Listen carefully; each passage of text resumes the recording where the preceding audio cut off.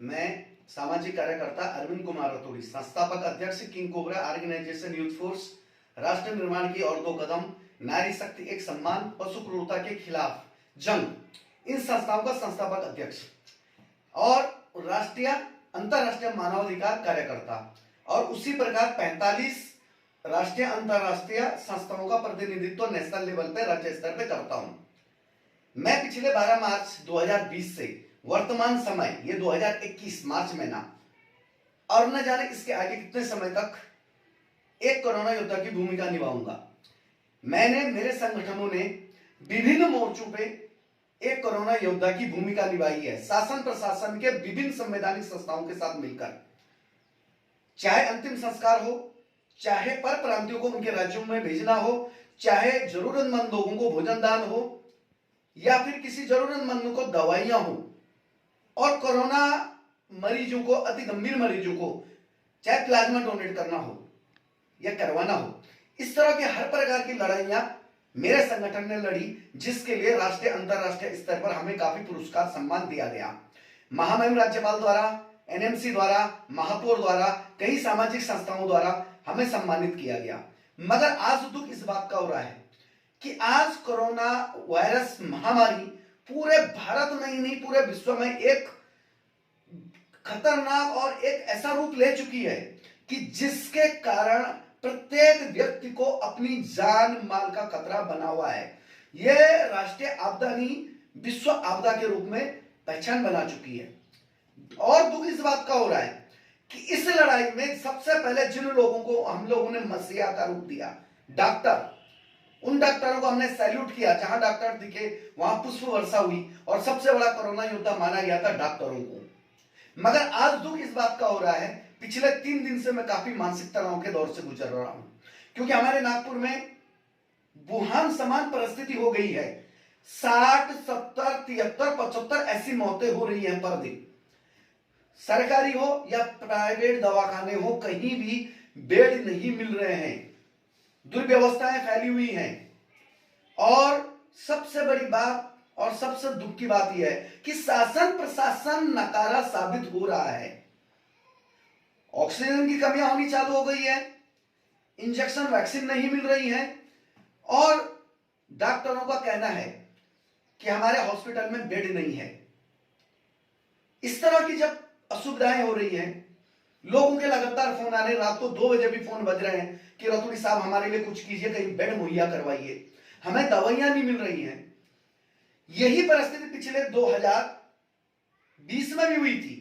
तब मैंने माननीय सर्वोच्च न्यायालय, राष्ट्रीय मानवाधिकार आयोग, माननीय उच्चतम न्यायालय मुंबई खंडपीठ नागपुर से को अवगत कराया था कि शासन प्रशासन की अनदेखी के कारण या इन लोगों की पकड़ मजबूत न होने के कारण बहुत सारे दवाखाने, हॉस्पिटल जहां दुर्व्यवस्थाएं फैली हुई हैं, जहां पे मरीजों को कोरोना के नाम पे बहुत ज्यादा पैसों से लूटा जा रहा है, आर्थिक रूप से उनकी कमर तोड़ी जा रही है। वैसे भी मध्यम वर्ग और मध्यम में निम्न वर्ग बहुत ही खस्ता हाल में है आर्थिक रूप से, क्योंकि इनके सारे जो आवक के रास्ते होते हैं वो बंद हो चुके हैं।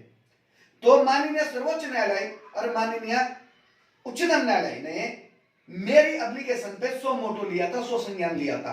पूरे भारत के राज्यों में केंद्र सरकार के प्रधान सचिवों को माननीय अदालतों ने बुलाया, उन्हें नोटिस दिया, तब जाके पूरे राज्यों में छोटे छोटे स्तरों पे ऑडिट की इन लोगों ने तैयारी दर्शाई। ऑडिट होना चालू हुआ तो ये आर्थिक जो लूट थी वो रुक गई। मगर बड़े दुख के साथ हो रहा है कि और फिर यही आर्थिक लूट फिर शुरू हो गई। यह कहा जा रहा है कि हमारे यहाँ पे बेड नहीं है, यह कहा जा रहा है कि हमारे यहाँ पे वेंटिलेटर की सुविधा नहीं है। ये सरकारी दवाखानों में तो एक पलंग के ऊपर में 4-4 मरीज सोए हुए हैं, 4-4 मरीजों को रखा गया है। ये कब तक चलेगा? दवाइयां नहीं मिल रही हैं। डॉक्टर लोग ये कह रहे हैं कि पहले हमारे यहाँ 2 लाख रुपए जमा करो। जो आर्थिक रूप से मजबूत है वो दे सकता है, मगर जो आर्थिक रूप से कमजोर है, मध्यम वर्ग है, निम्न वर्ग है, रोजमर्रा की जिंदगी जीने वाला है, रोज कमा के खाने वाला है, गड्ढे खोदने वाला है, रिक्शा चलाने वाला है, कपड़े की दुकान में काम करने वाला है, सब्जी बेचने वाला है, ये कहां से पैसा देगा? कई लोग रास्ते में दम तोड़ रहे हैं, बेड उपलब्ध न होने का कारण रास्ते में दम तोड़ रहे, घर में दम तोड़ रहे। शासन प्रशासन मूक बना हुआ है। शासन प्रशासन को जनता की कोई भी चिंता नहीं है। कई सामाजिक संस्थाएं, राजनीतिक पार्टियां हैं, ये लोग पता नहीं क्यों चुप बैठे हुए हैं। पिछले 3 दिन से मैं तनावग्रस्त हूं। मैं इससे पहले जो बोला कि मैं तनावग्रस्त हूं, मैं तनावग्रस्त इसलिए कि मुझे लगातार फोन आ रहे हैं। कई बड़े उच्च पदों पर बैठे हुए लोगों के भी फोन आ रहे हैं कि रतोड़ी जी हमें बेड मुहैया करवाइए। जिन डॉक्टरों को हमने 2020 से मार्च महीने से भगवान बनाया, और वैसे भी डॉक्टर भगवान का दर्जा होता, वही डॉक्टर अगर लोगों की कमर तोड़ने लग गए, आर्थिक रूप से लूटने लग गए, कहने लग गए कि मेरे यहाँ पे भाई पलंग मौजूद नहीं है, मैं आपके मरीज को भर्ती नहीं कर सकता हूं, मगर कहता अगर 2 लाख 2.5 लाख 3 लाख रुपए देने को अगर मरीज का जो परिजन होता है वो देने को तैयार हो जाता, तो फिर इन्हें पलंगें मिल जाती हैं, सुविधाएं मिल जाती हैं। तो ये आर्थिक रूप कब तक चलेंगी? 1600 के इंजेक्शन, 1700 के इंजेक्शन जो माननीय सर्वोच्च न्यायालय, माननीय उच्चतम न्यायालय के कहने पे 3-3.5 जिनका फिक्स रेट किया गया था कि भाई इनको इसी रेट में बेचा जाएगा, वो जो है रेमडेसिविर जो ये इंजेक्शन है, ये इंजेक्शन अभी कहीं कहीं सुनने में आ रहा है कि 25 से 30 हजार में बिक रहा है। और सरकार के कुछ तंत्रों ने ऐसी परिस्थिति करके रखी है कि जहां पे आपका मरीज भर्ती है कोविड-19 हॉस्पिटल में, आपको वहीं से ये इंजेक्शन खरीदना है। बाकी फार्मेसी वालों ने इंजेक्शन बेचना बंद कर दिया है और वहां पे इसकी कालाबाजारी चल रही है। तो दवाइयों के नाम पे कालाबाजारी, मरीज को भर्ती करने के नाम पे लाखों रुपए की कालाबाजारी, इसको कौन रोकेगा? इसको कैसा रोका जाएगा? माननीय अदालतों के हस्तक्षेप के बाद भी ये रुक नहीं रहा है। मैं सभी डॉक्टरों को कटघरे में खड़ा नहीं करना चाहता हूं, मगर उन डॉक्टरों को जो कोरोना वायरस को, कोविड-19 इस बीमारी को, इस वायरस की बीमारी को और इसके नाम पे जो जनता के साथ आर्थिक लूट कर रहे हैं, एक आर्थिक द्रोह का खड़ा कर रहे हैं, उसका जिम्मेदार कौन? क्या ये सही में भगवान है?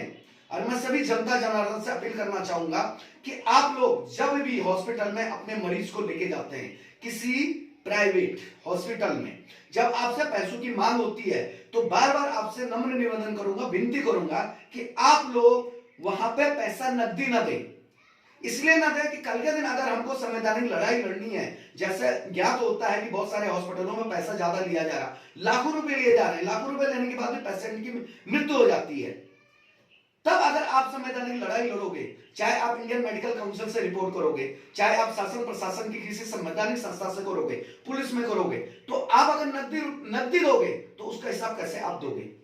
इसलिए आप मेहरबानी करके चेक दें, या फिर आप आरटीजीएस करें, डीडी बनाएं, इस प्रकार का, या फिर डिजिटल जो होता है, स्वेप कार्ड जो होता है, एटीएम जो होता है, इस चीजों से ही आप पैसा दें। और जब भी आपसे अनैतिक रूप से पैसा ज्यादा लिया जाता है, या पीवी किट का जो बिल पे पैसा लगाया जा रहा है, 300 की पीवी किट का कम से कम 1500 से 3000 के बीच का रेट लगाया जा रहा कहीं कहीं हॉस्पिटलों में, इसके लिए आप अवश्य अपने संवैधानिक मौलिक अधिकारों के तहत लड़ें, आवाज उठाएं। आर्थिक रूप से लूटना और कहीं अन्य अत्याचार सहना, इससे बड़ा कहीं भी गुनाह नहीं है।